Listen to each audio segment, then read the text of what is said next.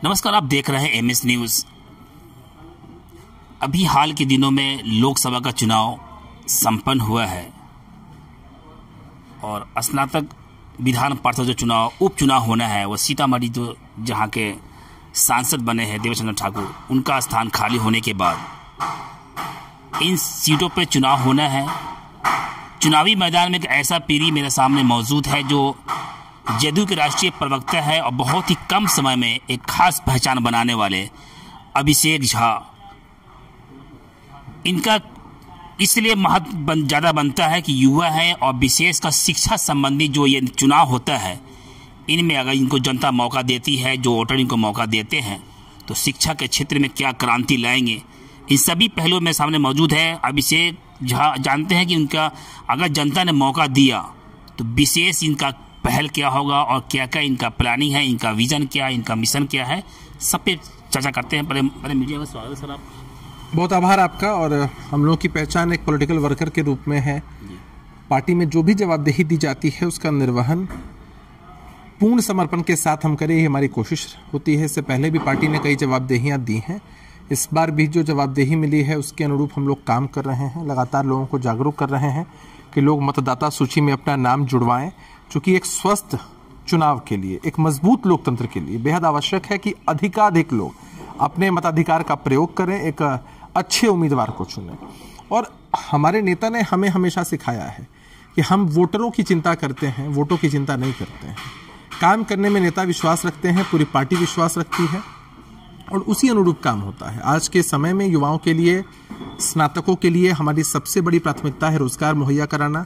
और रोजगार के सुअवसर बिहार में कैसे मिल रहे हैं वो आपके सामने है। किस तरह से लाखों की तादाद में शिक्षकों को नियुक्ति पत्र बांटे जा रहे हैं वो भी आपके सामने है। तो इस दिशा में लगातार सरकार की तरफ से काम और पहल है। यही कारण है कि लोगों का जो अटूट विश्वास है वो नीतीश कुमार जी के चेहरे और हमारे गठबंधन के साथ है। जिस सीट पे आपकी दावेदारी है, ये सीट कहीं कहीं बहुत ही चर्चित है। ये सीतामढ़ी, शिवहर, वैशाली और मुजफ्फरपुर, और जहाँ जो पद खाली हुआ, जो सीट खाली हुआ है, वो अपने आप में एक ब्रांड थे। उस सीट पे आपको कहीं ना कहीं पार्टी ने आपको नियुक्ति किया है या नियुक्ति किया गया है, तो क्या लगता है कि इन सीट पे आपके लिए चैलेंज होगा? देखिए, निश्चित रूप से पार्टी ने मुझ पर भरोसा जताया, मुख्यमंत्री जी ने भरोसा जताया है। मुझे देवेश चंद्र ठाकुर जी का आशीर्वाद मिला है। मीडिया के साथियों से मुखातिब होकर उन्होंने ये बातें कही हैं और एक बड़ा मानक उन्होंने सेट किया है। आमतौर पर हम देखते हैं कि जब कोई जनप्रतिनिधि चुनकर आता है, एक कार्यकाल के बाद ही लोगों के मन में अविश्वास, असंतोष का भाव हो जाता है और चुनाव में लोग अपना कैंडिडेट भी बदल देते हैं। लेकिन आदरणीय देवेश चंद्र ठाकुर जी इस सीट का प्रतिनिधित्व 4 टर्म से कर रहे हैं। 22 वर्ष बहुत लंबा समय है। 22 वर्ष एक लंबा समय होता है, लेकिन अभी लोगों के मन का जो उद्गार उनके प्रति है, जो सम्मान है और जिस तरह से वो हर वर्ग, हर समाज के लोगों के लिए दिल खोलकर काम करते हैं, वो काबिल तारीफ है, नज़ीर है हर जनप्रतिनिधि के लिए। निश्चित रूप से हम जैसे युवाओं के लिए एक बड़ा चैलेंज है, एक बड़ी चुनौती है, एक बड़ा मानक है जिसके अनुरूप हमें काम करने की ज़रूरत है। मैं पूरे लगन, पूरी निष्ठा के साथ निश्चित रूप से इस दिशा में काम करता दिखूंगा आपको। इस सीट पे प्रतिनिधित्व चुनने जो अधिकार होता है, कहीं विशेष लोगों को होता है, जो इसे जो स्नातक वाले हैं, डिग्री वाले हैं, ये जो डिग्री प्राप्त कर चुके हैं, तो लगता है कि उनकी जो समस्याएं हैं, विशेषकर शिक्षक जो संघ आता है, उनकी जो समस्याएं हैं, उसके बाद आम जो समस्या है, क्या उन समस्याओं सटीक बैठते? देखिए, हमारे लिए हर समस्या का निदान करना ये हमारी प्राथमिकता में शामिल है, हमारी क्षमता के अनुरूप। और युवाओं के लिए काम करना तो सरकार की प्राथमिकता में शामिल है। स्नातकों के लिए, शिक्षकों के लिए किसने काम किया है? इतनी नियुक्तियां किसके राज में हुई है? नीतीश कुमार जी के शासन में है ना। ये उनका विजन है, उनका रोड मैप है, उसी के अनुरूप काम होता है। तो जैसे पहले काम हो रहा था और मजबूती से काम हो सके, कहीं त्रुटियां गड़बड़ियां ना हो, हमारे जैसे राजनीतिक कार्यकर्ताओं की जहां उपयोगिता है उस दिशा में हम लोग मजबूती से काम कर रहे हैं और मजबूती से काम करेंगे। एक सवाल आपसे बनता है सर, अभी वोटरों का जो लिस्ट में नाम जारी किया जोड़ा जा रहा है, इनमें क्या क्या चीज पे ध्यान दिया जाता है? देखिए, इलेक्शन कमीशन ऑफ इंडिया की तरफ से 29 जुलाई से लेकर 3 सितंबर तक वोटरों के नाम जोड़े जाएंगे। फॉर्म सबके पास उपलब्ध है, फॉर्म 18 है वो, और उसमें 2 पन्ने का फॉर्म है। अपनी पूरी अहर्ता उसमें भरनी है, जानकारी भरनी है, पासपोर्ट साइज फोटो लगाना है। उसके अलावा स्नातक हैं तो पासिंग सर्टिफिकेट हो गया, CLC हो गया, 3rd ईयर का मार्कशीट हो गया। इनमें से जो आपके पास उपलब्ध है वो लगाइए। आधार कार्ड की प्रति लगाइए, वोटर ID कार्ड की प्रति लगाइए। ये सभी चीजें उन्हें करनी है।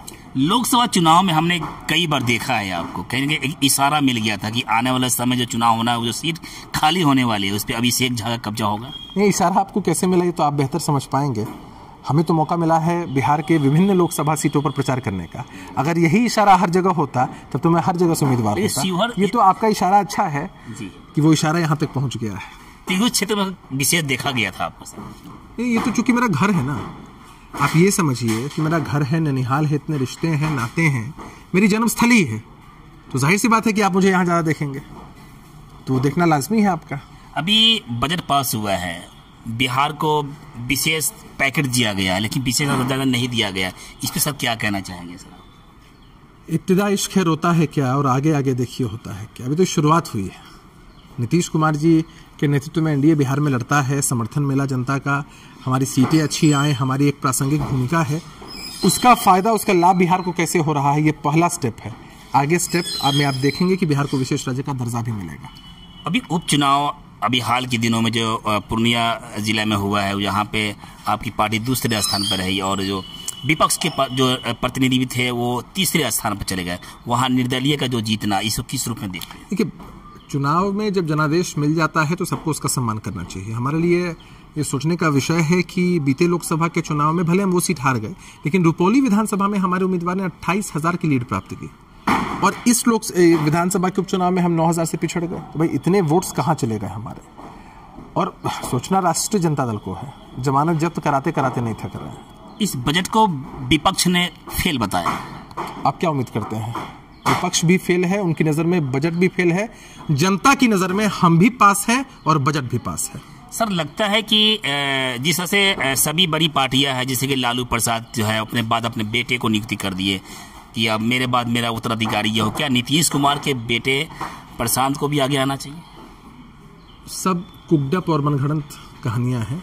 नीतीश कुमार जी ने अपने परिवार से किसी को आगे नहीं बढ़ाया, परिवारवाद वंशवाद को कभी बढ़ावा नहीं दिया। नीतीश जी ने हमेशा कहा है कि सारा बिहार हमारा परिवार, और इसी के अनुरूप वो काम भी करते हैं। सर, लगता है कि एनडीए जो अभी सरकार है बिहार में और देश में, क्या ये मजबूती से 5 साल चल पाएगी? एकदम चलेगी। जनादेश मिला है, मजबूत जनादेश मिला है, मजबूत सरकार है, मजबूत इरादा है और जबरदस्त काम होगा। अब युवा है और युवा प्रवक्ता भी है, कहने की आपकी बातों का जो है यूथ पीढ़ी जो है काफी असर लेता है। अगर जनता ने आपको मौका दिया, जो उपचुनाव होने वाले हैं, तो क्या उनके लिए विशेष प्लानिंग क्या होगी आपके पास? एकदम विशेष प्लानिंग होगी। मैंने कहा कि मेरी मूल पहचान एक राजनीतिक कार्यकर्ता की है। आमतौर पर जब लोग प्रोफेशनल्स को चुनते हैं तो उनका कोई और भी काम होता है, हमारा मूल काम यही है, जनसेवा। तो हर एक पहलू पर कैसे हम काम कर सके, कैसे चीज़ों को समझ सके, कैसे चीज़ों का फैसिलिटेशन हो सके, कैसे लोगों को योजनाओं का लाभ मिल सके, स्नातकों को विशेषकर लाभ मिल सके, स्नातकों को रोजगार के अवसर मिल सके, पॉलिसीज कैसी अच्छी बन सके, इन सब में हमारी मजबूत सहभागिता होगी। विपक्ष लगातार हमलावर है कि आए दिन रोजाना कहने के बिहार में हत्याएं हो रही है, इसको किस रूप में देखते हैं? देखिए, विश्व का कोई भी ऐसा कोना नहीं है जो अपराध मुक्त है। नीतीश कुमार जी ने बिहार में कानून के राज को स्थापित किया, अपराधियों के मनोबल को गिराया, कभी अपराधियों के साथ कॉम्प्रोमाइज नहीं किया। उसके बावजूद आपराधिक घटनाएं घटती हैं, हमारे लिए चुनौती है। हम जवाबदेही से पीछे हटने की बात नहीं करते हैं। जहां भी घटनाएं घटती हैं, कठोरतम कार्रवाई सुनिश्चित की जाती है। लेकिन चिल्ला कौन लोग रहे हैं जिनके राज को जंगल राज की उपाधि हमने नहीं बल्कि न्यायालय ने दी है, जिनके राज में अपराधियों और भ्रष्टाचारियों का बोलबाला रहता था, जिनके राज में सत्ता संपोषित और सत्ता संरक्षित अपराध हुआ करते थे। वैसे लोग अपना ज्ञान अपने पास ही रखे तो अच्छा रहेगा। तो आपको लगता है कि जो जिस सीट पे लगातार 4 दशक से जीत हासिल करते हुए हैं देवेश चंद्र ठाकुर, आप सांसद बन गए हैं, क्या लगता है उनकी जो मंजिलें है उस मंजिल को कंटिन्यू बरकरार अभी से रखेंगे? निश्चित रूप से बड़ी मजबूती के साथ मैं ये बात आपके सामने कह रहा हूँ। सर ने एक बड़ी लेगेसी यहाँ बनाई है और उसी के अनुरूप हम सब काम करेंगे। अभी मेरे सामने मौजूद थे अभिषेक झा। इन्होंने बड़ी बारीकी के साथ पॉलिटिकल बातों को रख रहे थे। इन्होंने कहा कि नीतीश कुमार वो चेहरा है, वो शख्सियत है जिनको विपक्ष जितना भी हमला हो ले, उनकी बातों का हम पे कोई असर नहीं। बस इतना ही। छोटी बड़ी खबरों के लिए आप MH न्यूज चैनल को सब्सक्राइब करें, लाइक करें, शेयर करें। अगर आप इस न्यूज को फेसबुक के माध्यम से देखना चाहते हैं तो आप हमारे पेज को लाइक जरूर करें और अच्छा लगे तो हमें कमेंट का सुझाव जरूर दें। हम आपके सुझाव